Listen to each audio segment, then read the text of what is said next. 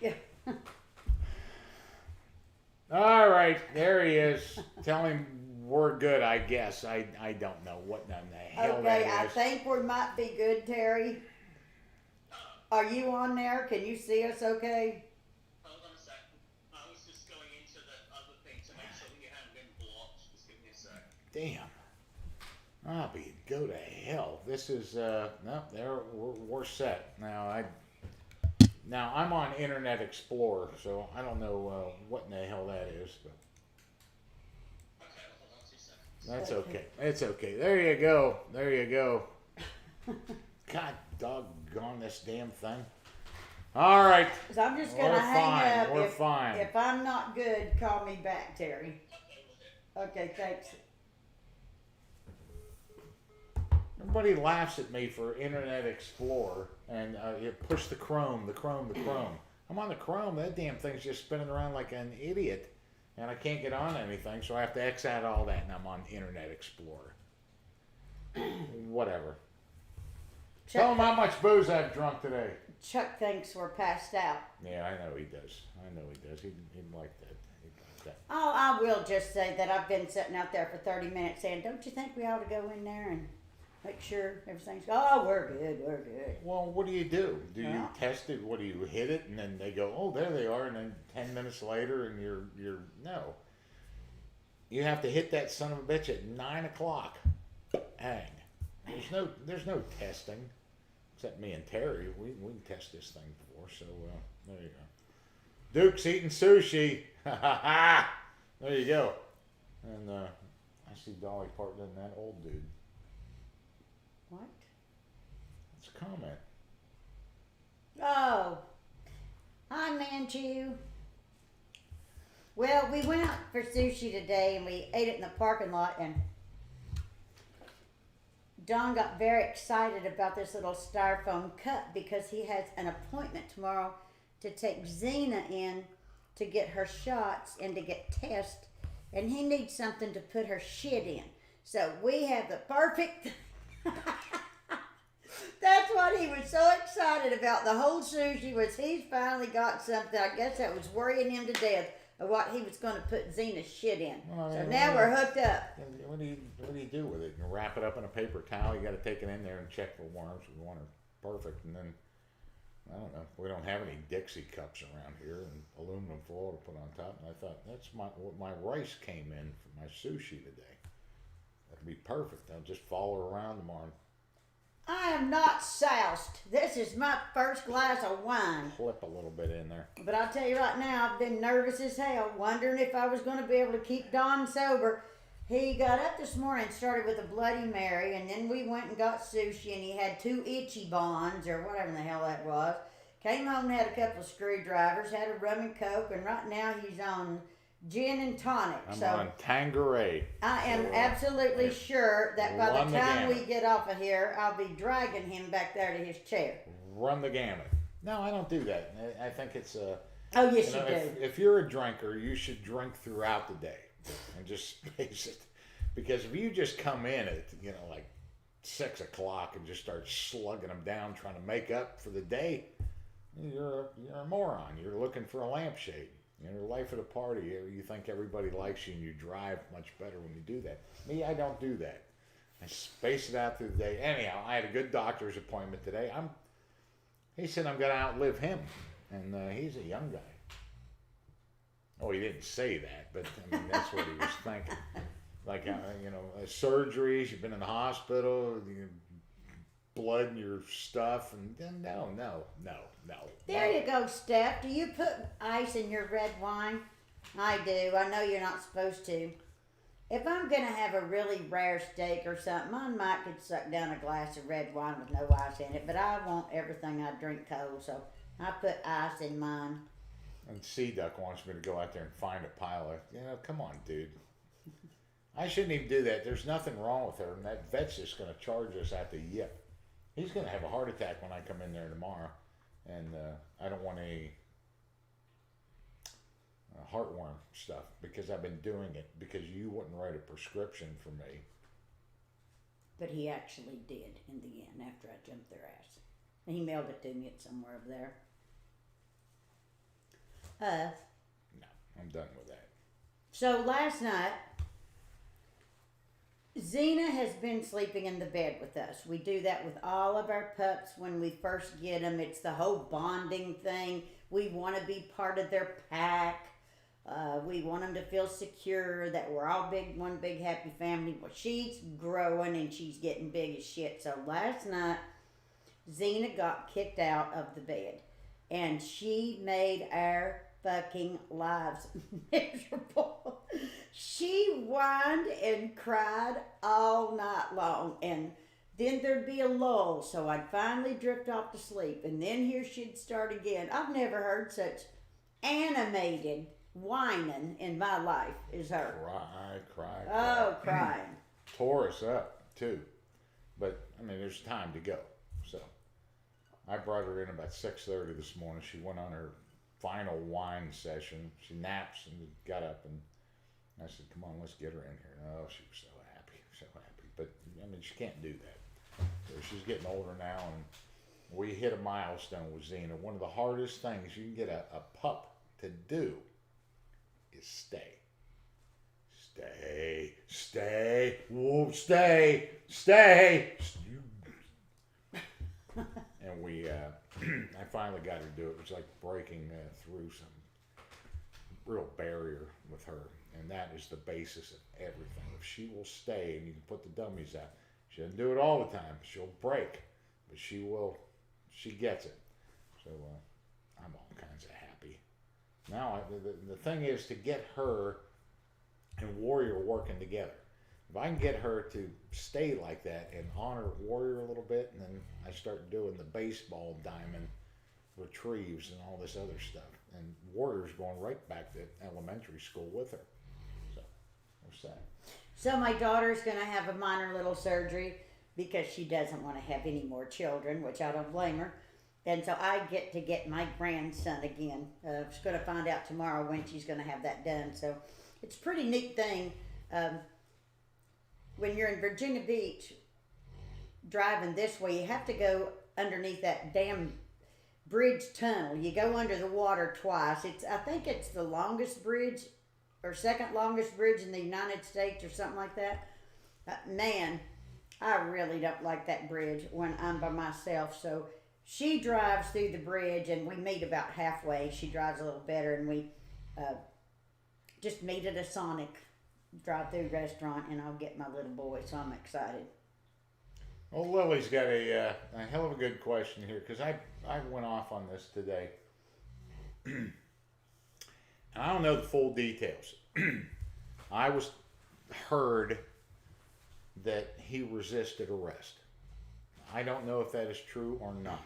I know there was a crime in progress, a forgery, and okay, that's a real big crime. There's a forgery in progress. I've never heard of something like that, but I guess there was something. But if he resisted arrest, that was the first mistake.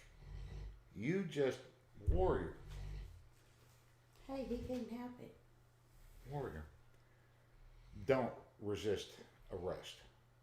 I mean, come on, guys. But that cop that put his knee on him and held him down like it was a deer he was trying to throat cut. Will you scroll down a little bit, please? What do you want? I just want to read Lily's thing. Yeah. That was bad. When someone tells you they can't breathe, and haven't we seen this all before? A terrible, bad choice. And what's really terrible about it is there were 3 other cops there that did nothing. You can't recognize that guy is struggling. When someone tells you they can't breathe, that's that whole paramedic thing. It is the worst paramedic things that I ever went on were breathing difficulties, and those people's eyes were like saucer plates. It was just absolute terror. Your blood pressure goes up, your heart races, everything about you contorts, you can't breathe. I mean, it's just something you've been doing since the doctor slapped you on your ass. And it has terrible effects of running everything up. And I don't think the guy died from, because he couldn't breathe. He probably went into cardiac arrest because he was panicked. It was a terrible thing, terrible mistake. But probably the first mistake if he actually did resist arrest. And there is no excuse for anything else that happened. But by God, guys, don't resist arrest from the cops. Especially a bunch of them. You know, they're not all the best funded, not all the best trained sometimes. But my God, if that was actually the case of that, haven't we learned you don't do that to the police officers? But boy, that was really bad. That guy holding him down like some kind of trophy. That was terrible. Yeah, you're right, Chuck. The cell phones with cameras, I mean, that never happened back in the day. But everybody on the street is filming what the hell's going on now. And so many times with a lot of these guys that, the cops are charged with stuff, everybody jumps on the bandwagon, about bad cops, and then when the truth comes out, there's a whole lot more going on in the background, a big criminal history, a big arrest record and stuff. But I don't care what it was, that shit that I saw on TV last night, I don't care. That was awful. But I'm not putting my life on the line every day. I'm not getting shot at. I'm not having to deal with hardened criminals every day. And I would imagine that those cops are, freaking scared. They are, you don't know who the hell you're going up against. But that was difficult for me to watch. And I personally sort of think them cops ought to be in trouble. I don't think that was a professional thing to do at all. Yeah, I don't know who the hell just sat around and let that go. But you're not trained as medics. But we all saw that video of that other guy that was pissing around with CDs. I can't breathe, and they just kept choking him out. If that guy, what I don't know is that guy was handcuffed on the ground while that guy had his knee in his neck, and I think he was. Bad for resisting arrest, but if that guy was absolutely handcuffed and you still have your knee in his neck and just sitting on him, yeah, you need to go to jail. Well, it's not the same thing by any means, and I certainly wasn't there firsthand, but I've heard it over the years with Don and with a lot of other SEALs that, 99.9% of the BUDS instructors out there are right on point. They know just exactly that point where it is enough. But you'll get one or two of them out there that just give it too far. They take it too far, and people get hurt. And it seems to me like it's the same thing with cops on the police force, that 99% of the cops are right on point. But then you got that 1% that just takes that shit too far, and that's what it looked like to me. I don't know. I don't know why anybody would screw around with any cops, just God. But Chuck brought I'm good. Chuck brought up about the videotaping, and I'm telling you, I don't give a shit if you are in TSA in an airport and you're patting down some grandmother.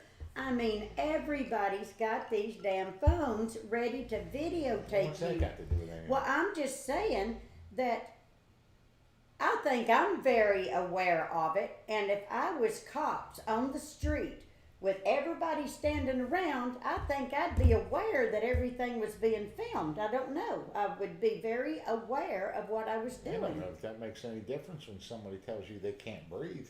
Well, it shouldn't make any difference, but... Shouldn't. It's a first thing you learn as a paramedic. When somebody tells you in the back of an ambulance that they're dying, they're dying.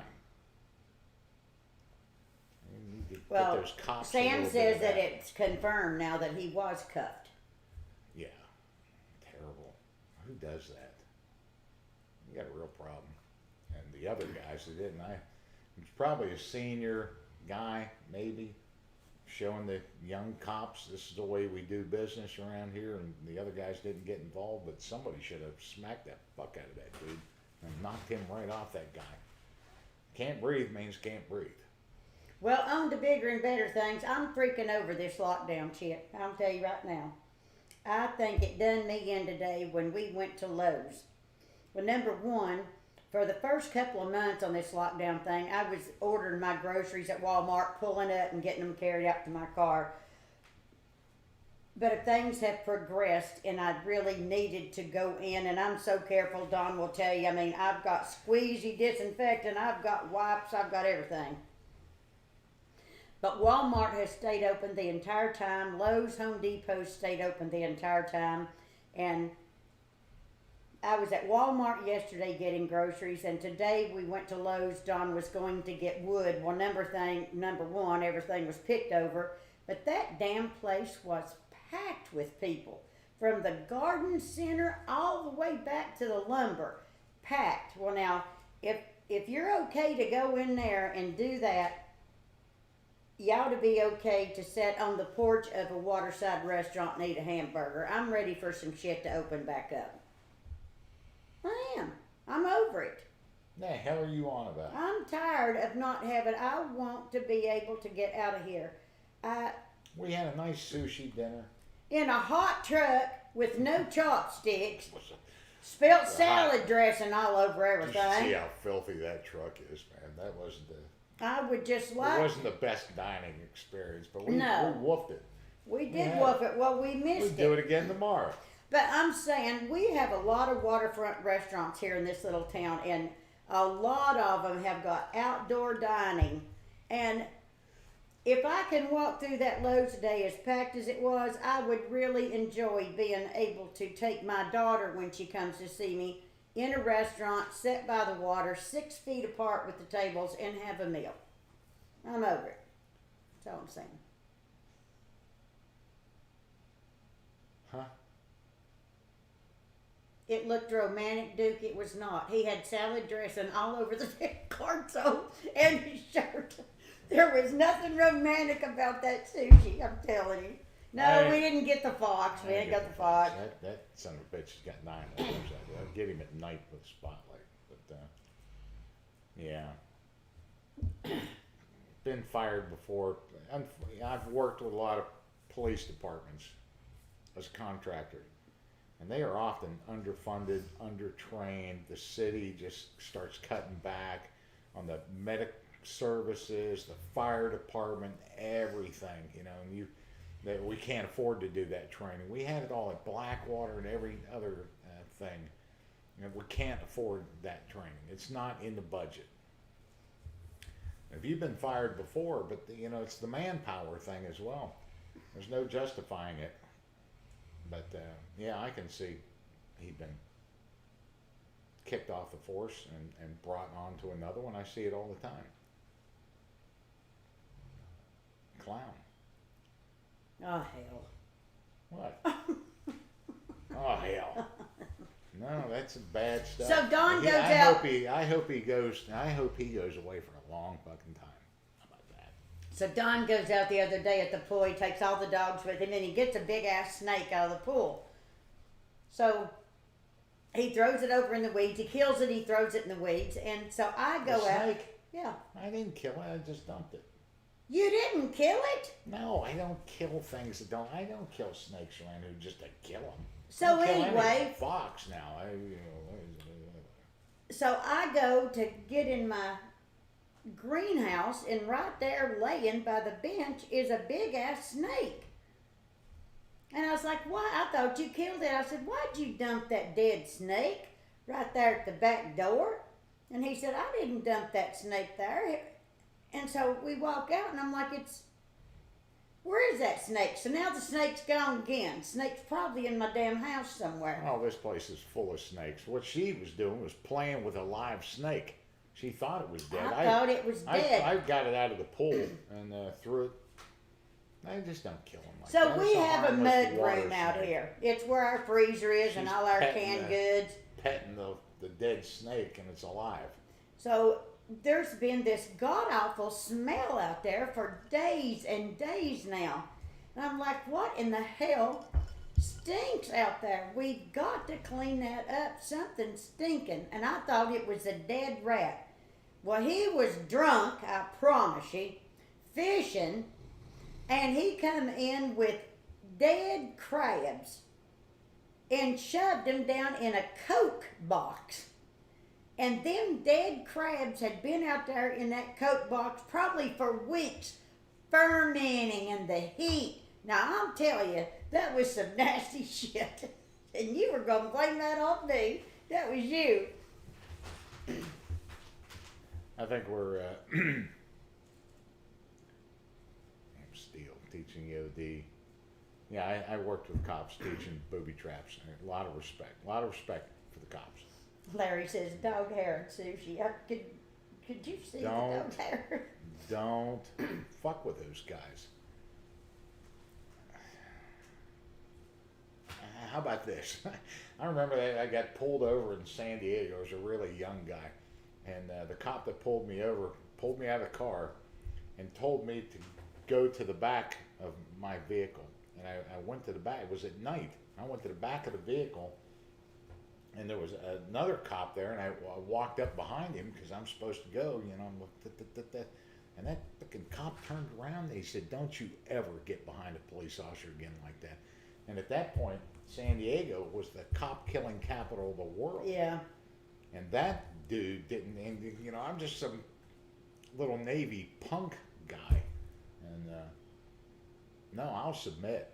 I'll submit to authority. I will not run you the least bit of rashness. I won't give you an excuse. Me too. Not to do anything to me. And it's not because I'm just a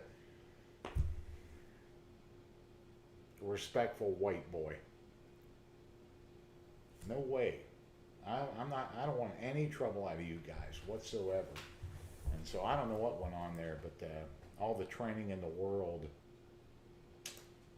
Well, I tell you right now, you know, cops, they all got this, cops are the brutality and all of that shit, but when you really need help and the shit hits the fan, the cops are the first people you're going to call, and I want them on my side, big time.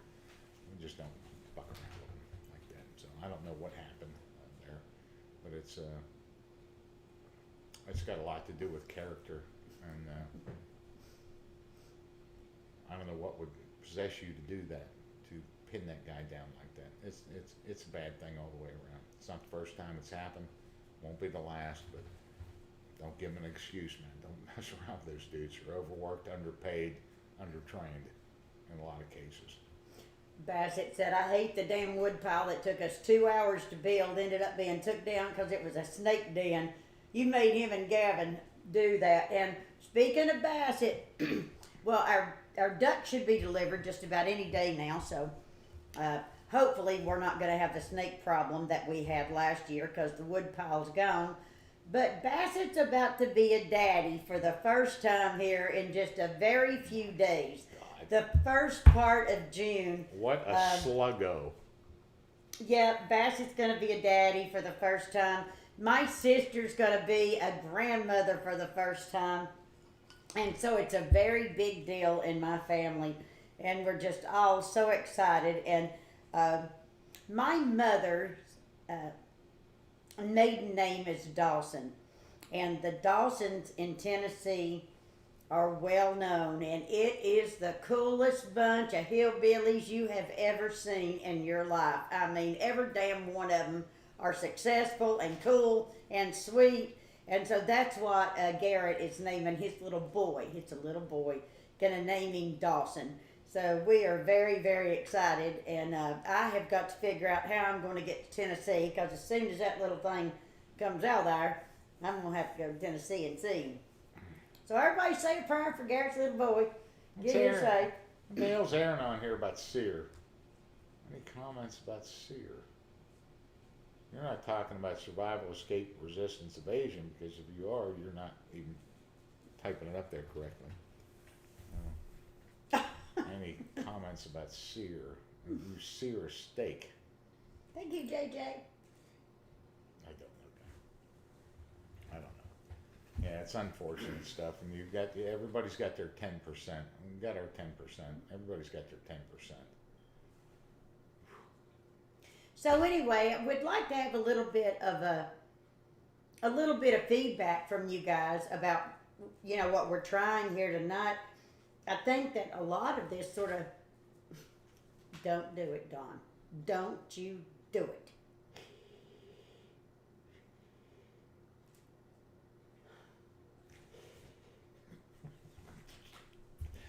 You want me to make you another drink? You think everybody likes you better when you're drunk? Well, they don't. I don't. I was putting the jungle cat on you. This is what you're going to get a little bit later. Oh, yeah. The jungle cat. No, I'm going to go that guest bedroom and lock the damn doors. What I'm going to do. Please stop. Oh, my Go on, make your point. I don't know what the point was now. Damn drunk. You put a hat on, none of us would notice it.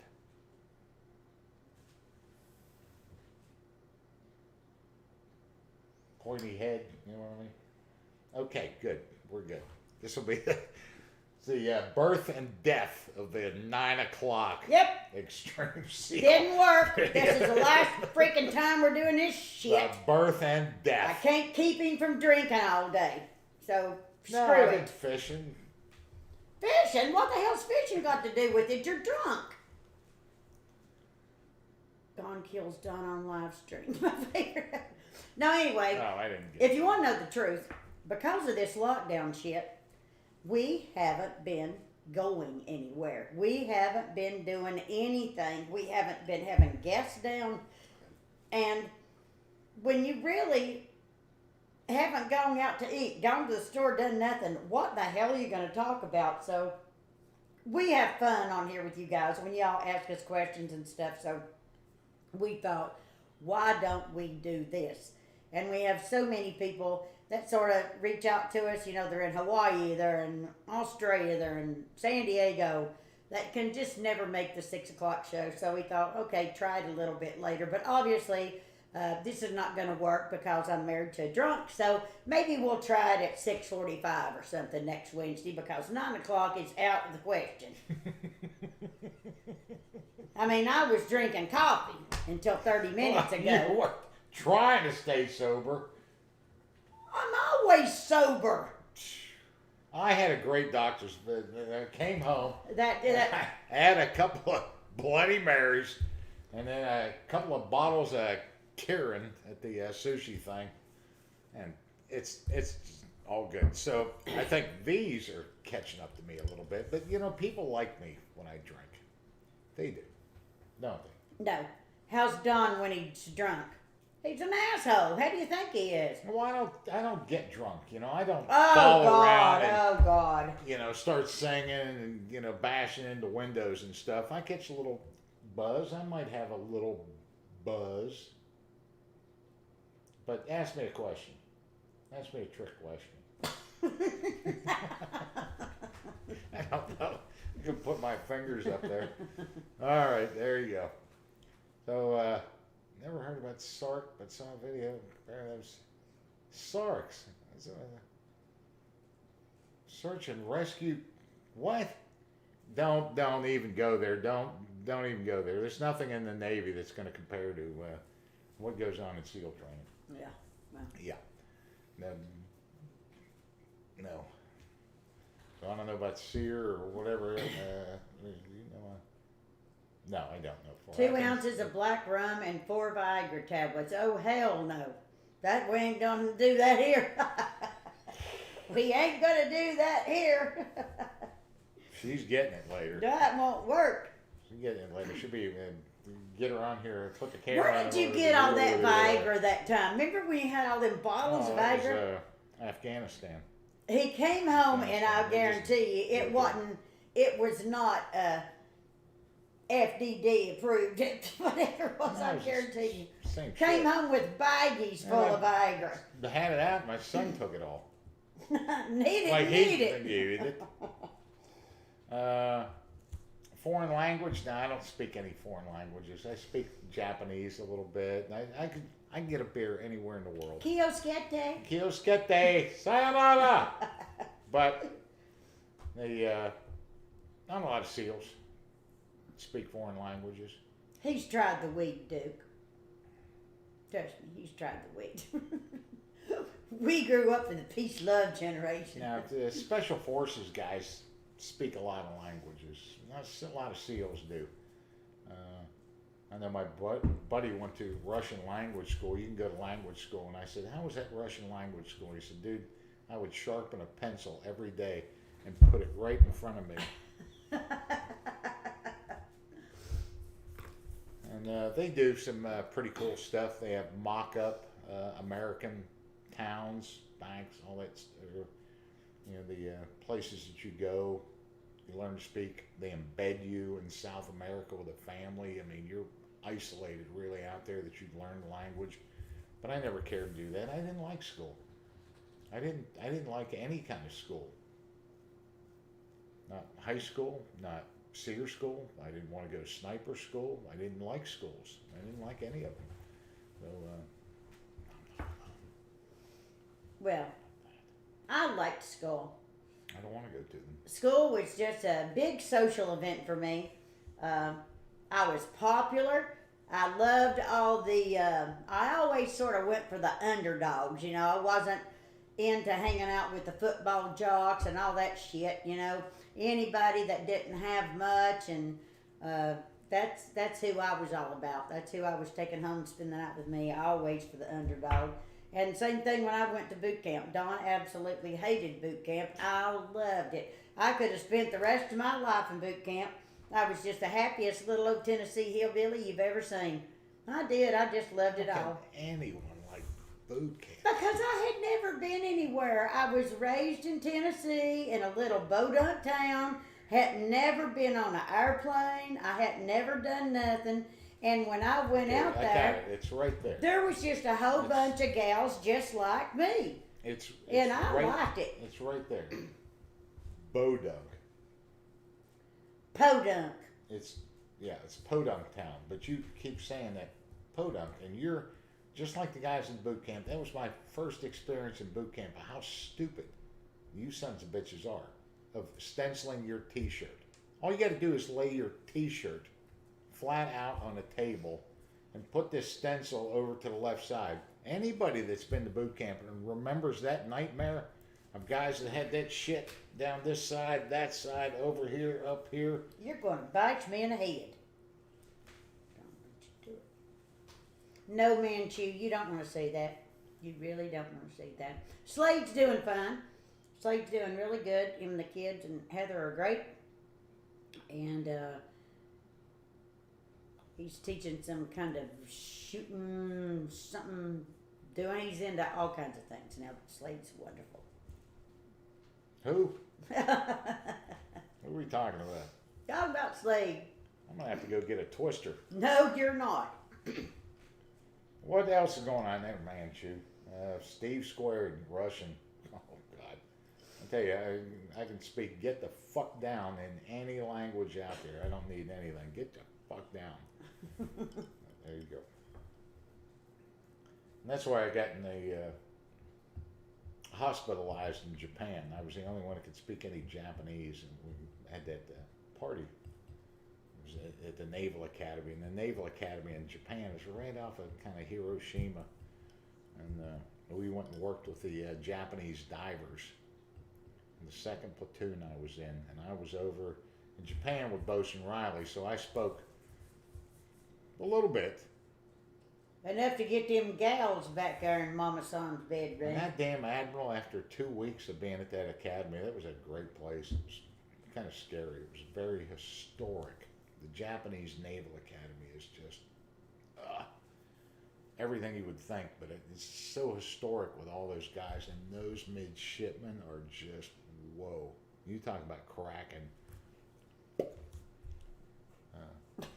And then here the bunch of us come into breakfast in the morning. Those dudes are at those tables, like, and we're in there grabbing milk and eggs and just beating around like a bunch of morons. Anyhow, we got so drunk, and I did, and I had to be hospitalized for it.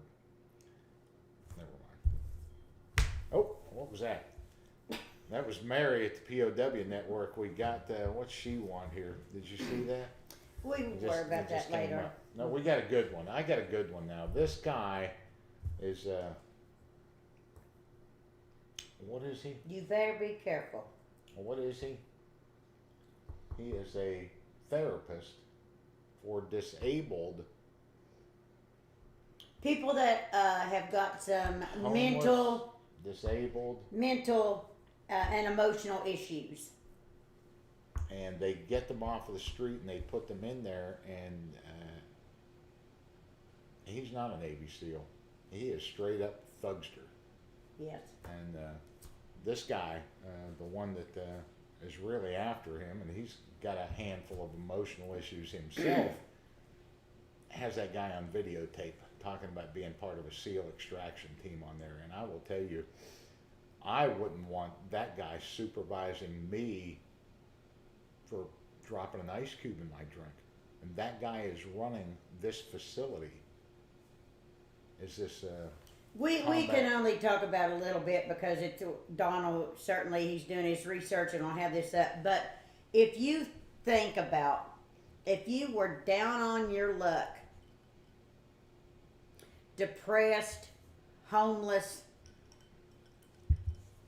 anxiety, just everything, as low can go, and you get put in a facility for people that have got sort of mental issues and anxiety and all of that stuff, and you have a real asshole in charge of you, where do you go for help? Nobody's going to believe you.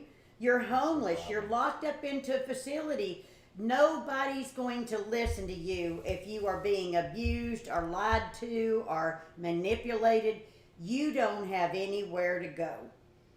So, we're not stupid. We certainly do our homework and stuff. But when somebody is articulate and can call us on the phone and tell us the truth about all their problems, I got some problems, but this is what's happening. Yeah, you can call us.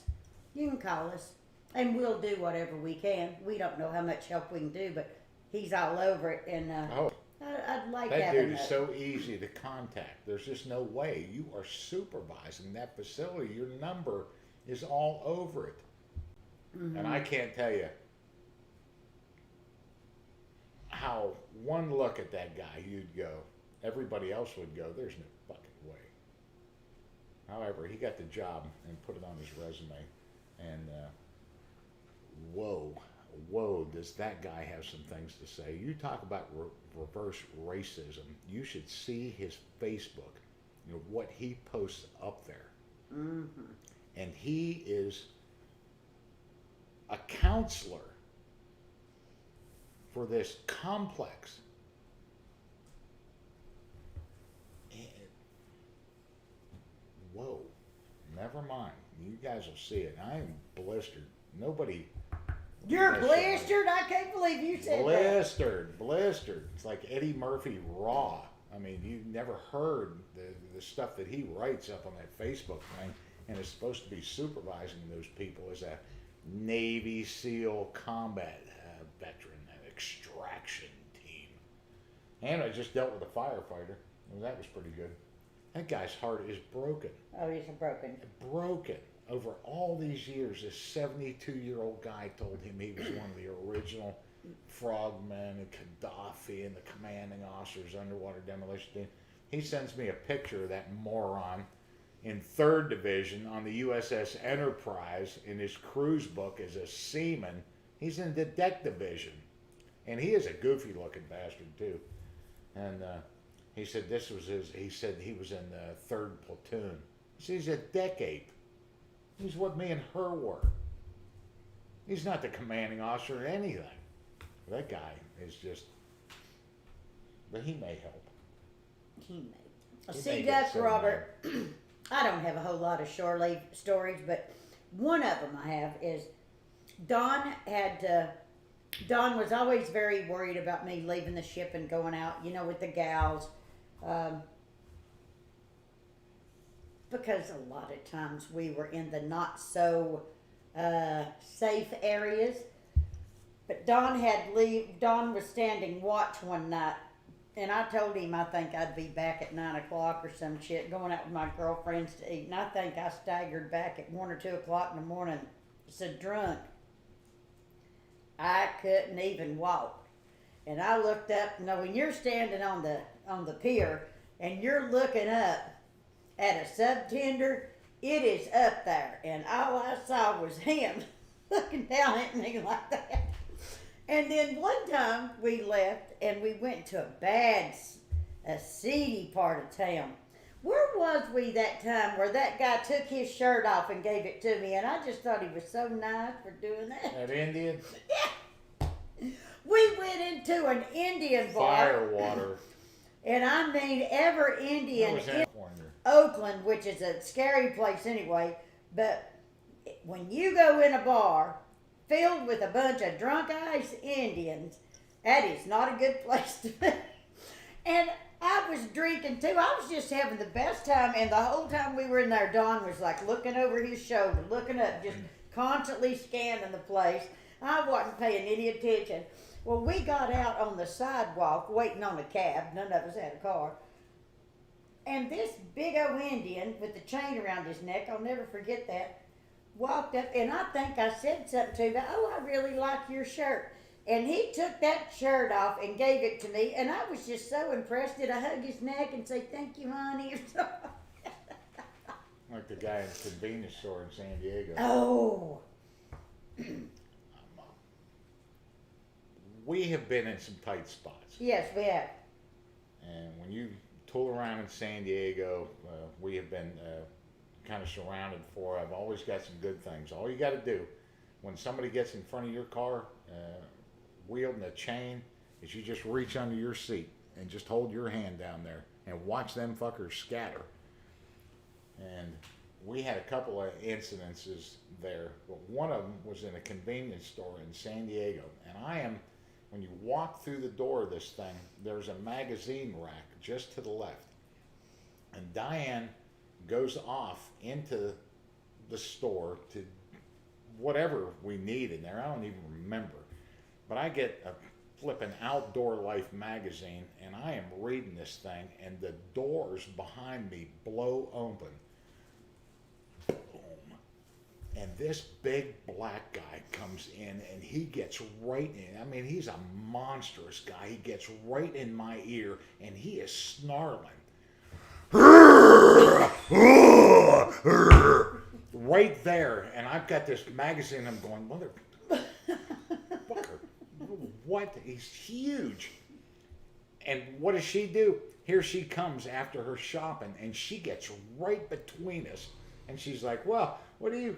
And I'm like, oh my God, this guy is going to kill us both right now. I don't even remember what his problem was, but he was going to rip my head off, and I couldn't get her away. I was like, okay, come on. I was just talking. Come on, Diane. Come on, Diane. Hey. Come on, Diane, move over here.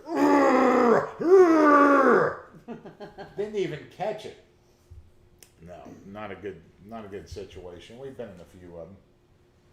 Well, we were in Chula Vista, God.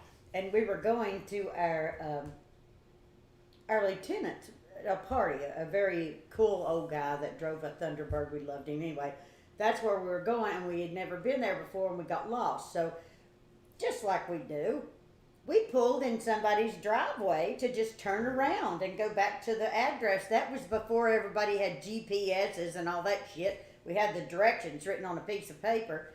And so Don pulled up in his driveway, and we had to wait. There were some cars going by, and we looked up, and this Mexican was coming at us. When I say a chain, I mean the links were that big. He had this chain over his head, walking with a purpose, right toward our freaking windshield. He was going to bash out our windshield.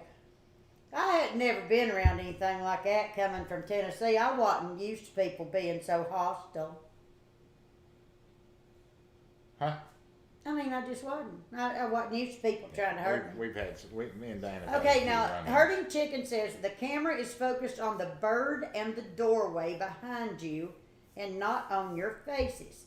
Can you fix this by slowly passing your hand in front of the camera? Okay. That fix it? Oh.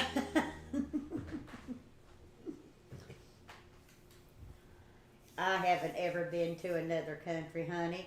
The only place I've ever been is and that's not another country, but I went to Mazatlan, Mexico one time, and just stayed drunk the whole time. But that's the only place I've ever been. I never went anywhere. I don't know if I said it the other day. Somebody was asking about my military career. Well, the USS McKee and the USS Dixon, both subtenders. AS-41 was my subtender. That's when females first went on board. So we weren't doing med cruises. We weren't doing Westpacks. We weren't doing any of that shit. We were just getting that damn ship up to snuff and doing all kinds of sea trials and stuff. So we never went anywhere when I was in there. So I wish I had some really good stories to tell, but my biggest story was having sex with him in the city dump. That's the biggest story I got. I never really did very much, except I had a very good time. But that's all. I never did much. Yeah, let me get this line kicked in. Are you shitting me? You made 2 drinks before you sat down. I'm pacing. And anticipation of... I'm pacing myself. Well, my dad did that, and that saved my... I don't know if I ever told this story. But, my dad was a airline captain, a fighter pilot airline captain. He used to drag me around. I'd fly with the Pittsburgh Steelers, the Penguins, and we'd go to Detroit, and we'd go to all over New York and Pennsylvania and Pittsburgh, and we were walking to the hotel. I still have his bag there, and I was holding his hand. And it was very late at night. We were on a very dark street, and there was just like newspapers blowing. I mean, there was nothing. And some guy on the other side of the street crossed over and got in front of my dad. And my dad, even as a little boy, I recognized this as a bad shit. Perhaps him squeezing my hand or something. My dad unbuttoned that flight coat that he had, and he reached in his pocket. And that dude went back across the street and bypassed us real quick. And I pulled that one time, but when I did it in San Diego, they were around the car, in front of the car. There was no backing up or doing anything. And me and that guy that was leading that thing looked eye to eye, and I reached under that seat, and I just faked anything being under there, and he backed off. He backed off. You know, who's no? Is something wrong with the lighting? Scroll up and let me see. Something about the light in the background. I can turn it off. What are you doing? Manchu makes 2 drinks for every live thing we do. Oh, Lord have mercy. That's right.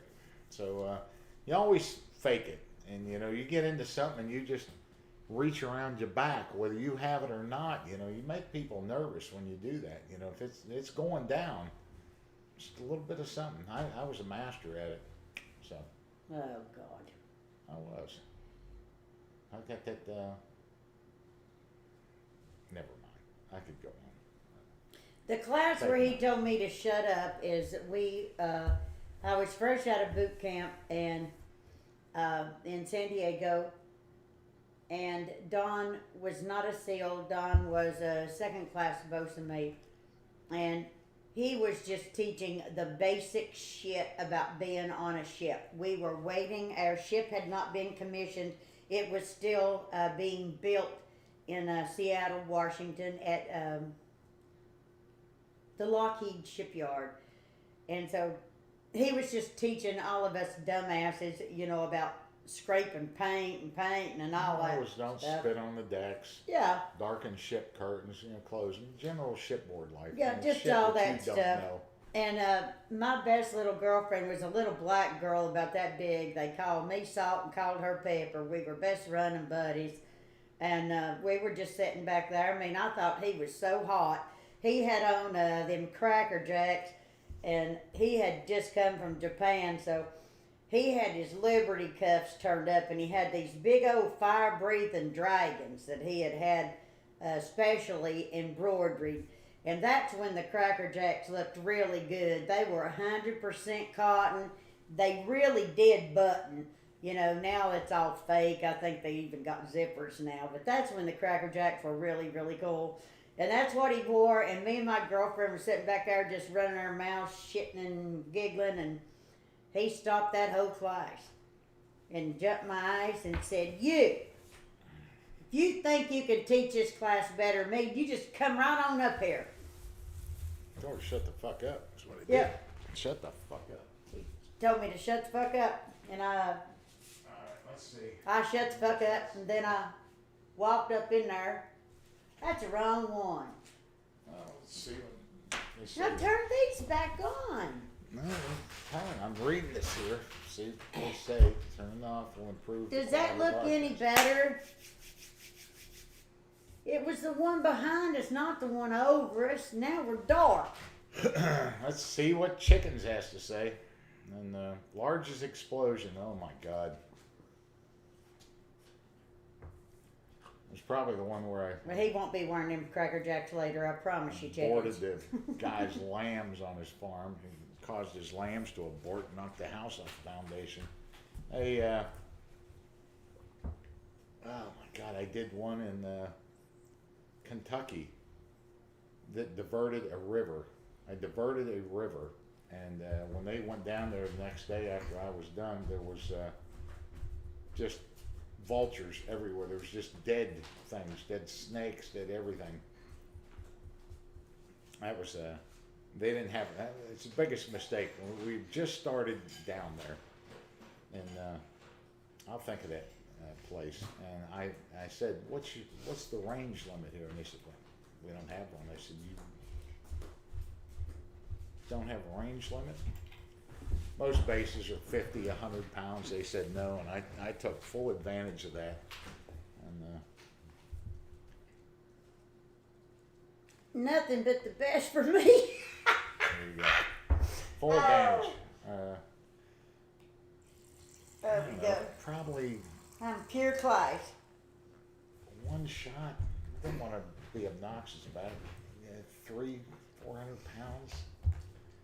But then we would do the millisecond delays. So there would be with the blasting caps, boom, boom, boom, boom, boom, boom, boom, boom, boom, boom, boom, boom. And that's what got me in trouble up at Fort Pickett. Knocked the house off and had these sheeps aborted.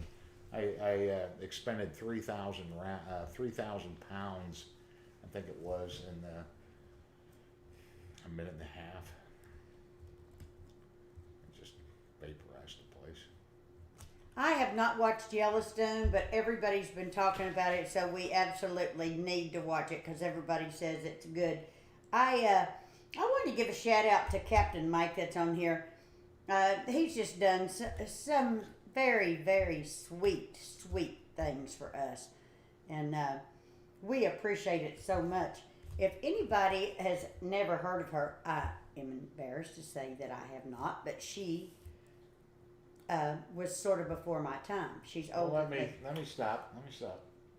Captain Mike, you guys have gotten on Captain Mike on here a few times. Captain Mike has some issues.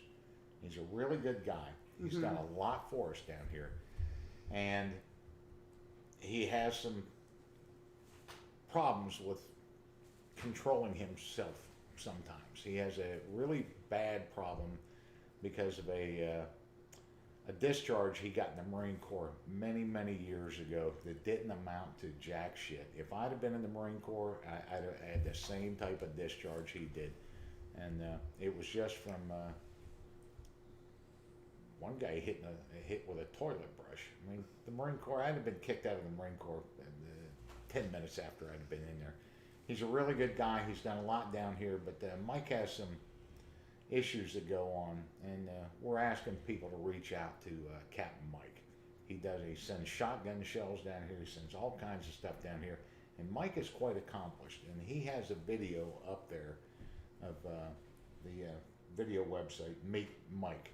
But Mike has some bipolar things that go on with him. He gets paranoid quite a bit from what he says or how people react to his comments. And but in the end, Mike's a really good guy, and he could use some support. I think that's why we're reaching out. But Mike's somebody, so. He really is, and the woman that he was married to for a very long time, her name is Vicky Till, and I had never heard of her, but you can Google, the last name is Tiel, Vicky Till, and Mike had sent me a couple of these books, and his pictures all through here. But she was a designer, and I mean a famous designer to the stars. She was running buddies with Elizabeth Taylor. Raquel Welch. I mean, this book is just filled with pictures of her and Mike together, and all of her stuff. She came up with a jumpsuit. Remember the jumpsuits? Remember the first time I ever saw it was a Twiggy, with the short hair, which I'm starting to look like Twiggy. But he built this beautiful, wonderful place, right on the banks of the water in Florida, and had a very, very wonderful life. And he's a great guy. And, we just all, I don't know, shit happens. Just shit happens in life. And sometimes it's just so wonderful to have people that you've never even met reach out to you and sort of talk about how screwed up you are too. I think we've all just got things going on, and Mike's wonderful, Captain Mike. So Mike's had a few things happen to him with the BP. He's he was a big fisherman.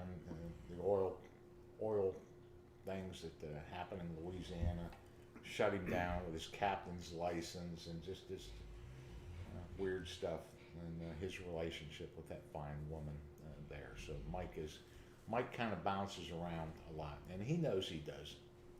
And if Mike is watching here, he often tells me I don't have enough cheese to go with my crackers, and it's all based off of that discharge that he got. It eats him up 40 years later, and shit eats me up as well. So if you reach out to Captain Mike, he's a hell of a guy, but yeah, there's stuff going and on with all of us.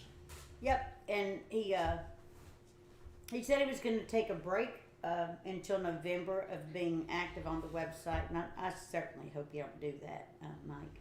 We'll miss you on here. We'll miss you on here, and I've got to know so many people on here in a personal level, and private conversations and emails and stuff, and I'm telling you, every one of us have got some shit going on. I mean, you don't get to be our age without having quite a bit of baggage. We've all got it. So, here he comes. Yes. The boy. There he is. Steve, I'd have to think about that a lot. Yes, he does. EFD, he does. I'd have to think about that a lot. I've had endless regrets. Endless. The way I've talked to her, the way I've treated animals. Yeah, the way you've treated animals, my God. Nobody in the grandmother, world treats animals as good as you. But you don't. And the things you say to your grandmother, I mean, you just, weird stuff. Yeah. Weird stuff. But nothing major. Like I wish I hadn't, shot that guy. Or that woman. Oh my God. Because they called me, I don't know, I don't have any weird things, like I wish I never set that guy on fire, that phony, but it's just little things, the way I have to talk to my grandmother.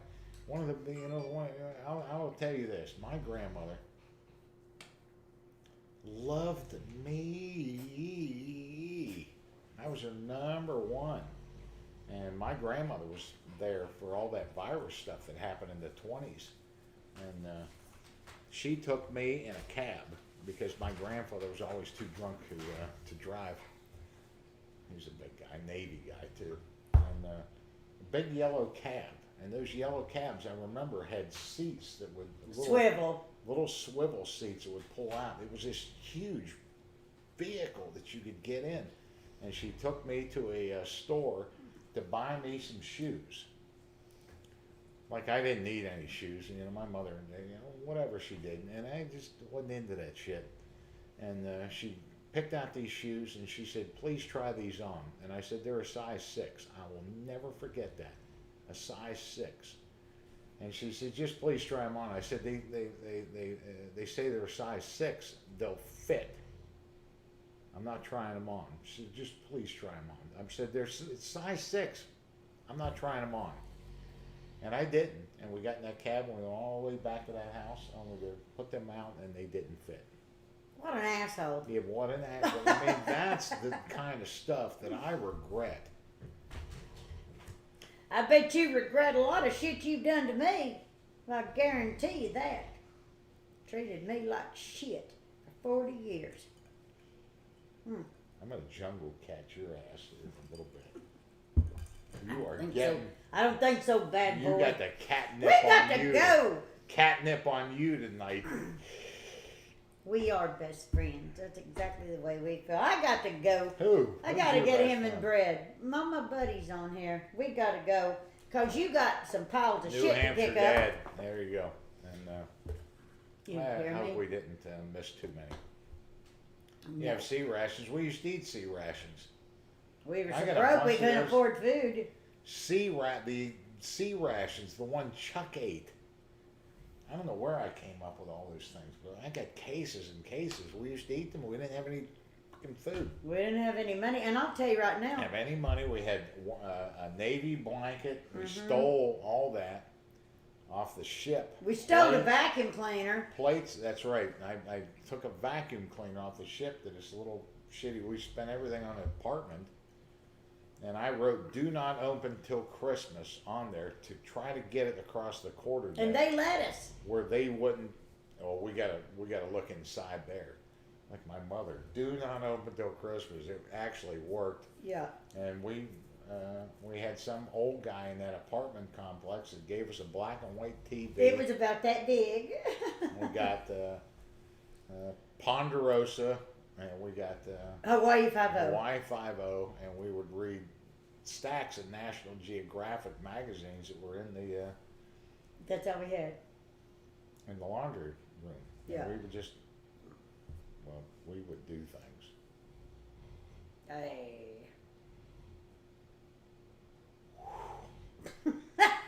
We got to go, guys. Whoa! When that's what you're stuck with, you will find some other means to Hey. entertain Okay. yourself. Okay. You need to get out there and get some shit in this. Go. All right, guys. Thanks for joining us tonight, and I guess we'll see you on here on Sunday if I can keep him sober enough. We really appreciate it, everybody. Oh my God! I don't know how we'll. Let's have a little bit of feedback if we want to do that. Bonanza, that's right. I love Bonanza. We watch that shit. Channel 6. Oh, That's Little what it Joe. is. I would do Little Joe right here on this table right in front of you. I'm telling you right now. I just love Little Joe. Bye, I would guys. like to see that because he's been dead a long time. Like that bluebird that I got to cat go. killed out there. See Okay, y'all. so let us have a little feedback. If we want to do this more, we'll do this more. Okay, good night, everybody, and I got mouse issues. No. Oh boy, is she gonna get it in a minute. Yeah. See ya.